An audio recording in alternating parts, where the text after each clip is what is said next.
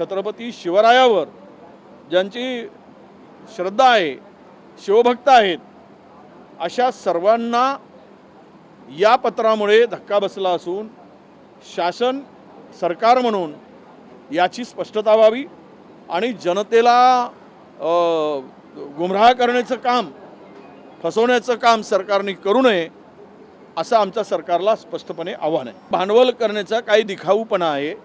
हा दिखाऊपणा कधी कधी अंगलट येतं, ते आता अंगलट आलेला आहे. जो पैसा तिजोरीतून खर्च झाला, जाण्याचा खर्च झाला, हा जनतेच्या पैशाचा अपव्यय यांनी केलाच.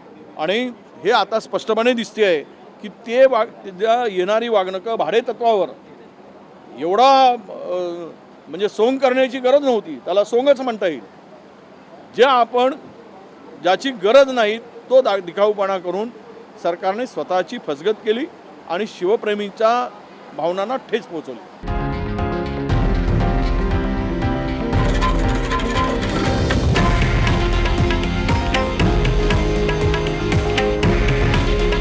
हे आहे देशातील नंबर 1 न्यूज नेटवर्क आणि आपण पाहत आहात TV9 मराठी.